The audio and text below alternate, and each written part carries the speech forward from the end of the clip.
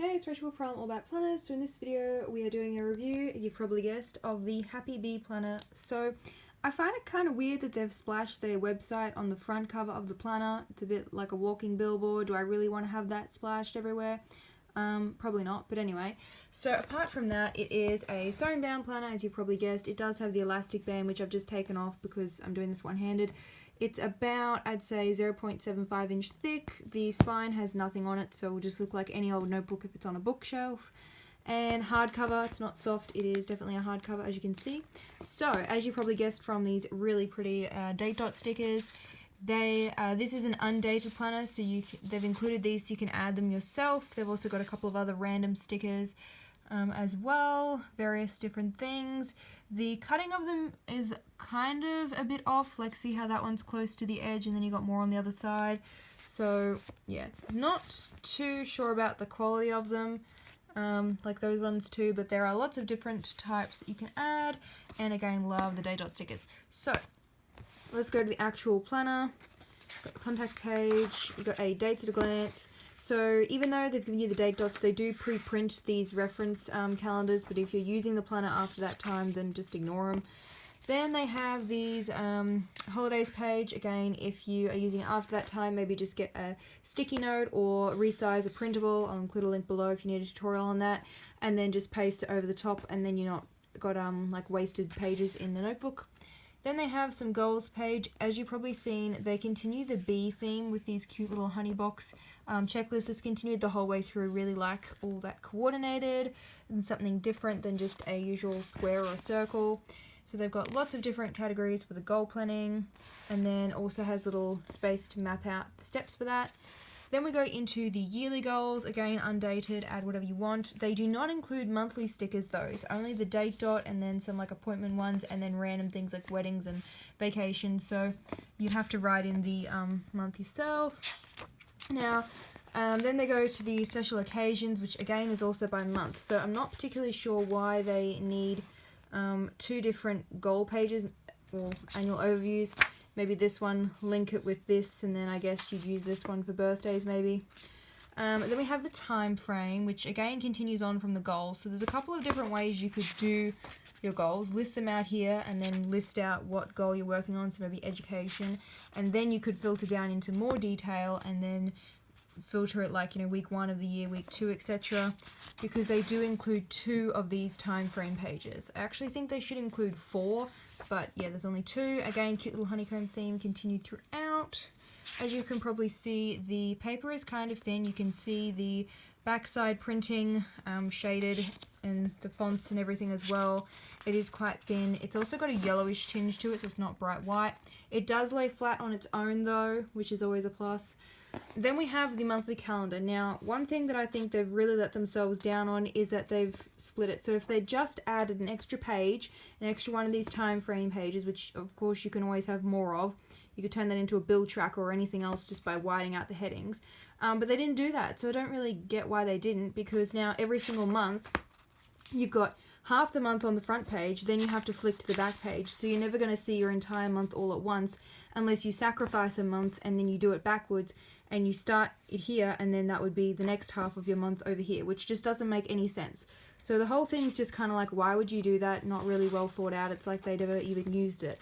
So anyway, apart from that, it is still a functional calendar. So you've got the monthly goals up the top, lots and lots of goal stuff throughout this planner, as you probably picked up on.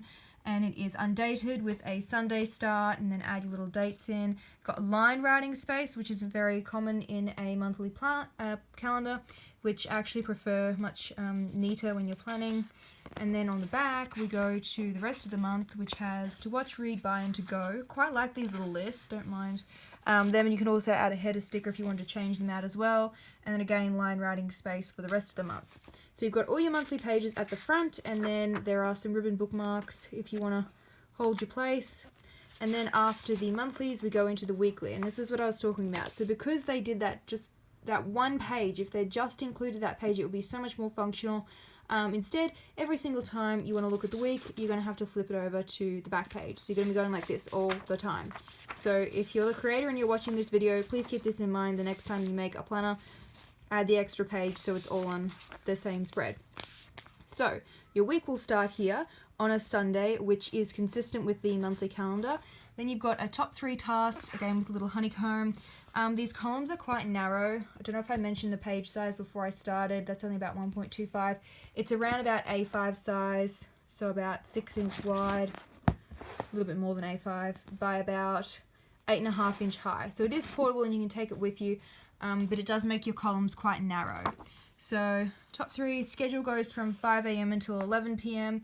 If you are a night owl like myself or an early person, you're probably going to find you don't need some of these hourly slots. You can just get some white out and change it up. It does have a big checklist, but again, you're going to fit about 1 or 2 words in there, so doesn't seem terribly practical. And then you got a notes box at the bottom, which you could repurpose for something else like meal planning.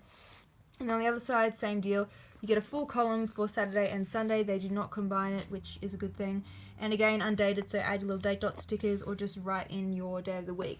So I feel like this could have been a really good functional planner if they just fixed a couple of things, like maybe increase the space for your hourly, maybe decrease this, and then make this just an unlined box so you can add whatever you want, and don't have so many tasks on the to-do column.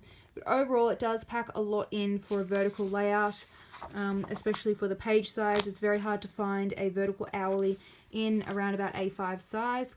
And then after all of those weeklies, it has some daily as well. So I guess if you did run out of room on those weekly, you can just come to one of these pages, which again are undated. You can use them whenever you want. So if you find you need more space for one day of the week, just come and use this one and then revert back to your weekly. Got grateful for, focus on, to do, and then your schedule, which has the same amount of hours as the weekly, and then your same notes, and then they just add in this, which is something different to the weekly. What made me happy today? Would I probably fill that out? Nah, to be honest, I probably wouldn't. I'd just turn it into more note space. So heaps of these at the back, about half the planner. I will include below the video whether it's a 12 or 6 month. I do need to check that. I forgot to before I started filming, my bad. And then at the back we have lots of lined notes pages and a couple of unlined notes pages, and also a little pocket folder. But again, just a thing about functionality, there's stickers. You would think, cool, I'll put them in the pocket folder. Not quite, because they are as big as the page size, so they're not going to fit in the pocket folder, see? So you might have to cut it in half to get the sheet in there. But it's just little things like that where it kind of bugs me. Like, if you're going to make a planner, think about how someone's going to use it. Think about how it all ties together, and actually try writing in it and see if the columns are big enough or not. So could have been a good planner, good concept with the whole bee and the honeycomb thing, just the execution let them down, and the paper quality as well. It's very thin. So I will have links to a couple of other daily planners / weekly. The Live Whale one comes to mind as something that's similar to this one. If you want something that's a bit more functional, I'll include that link below this video if you are interested. And don't forget to subscribe. I usually post a couple of planner review videos each week.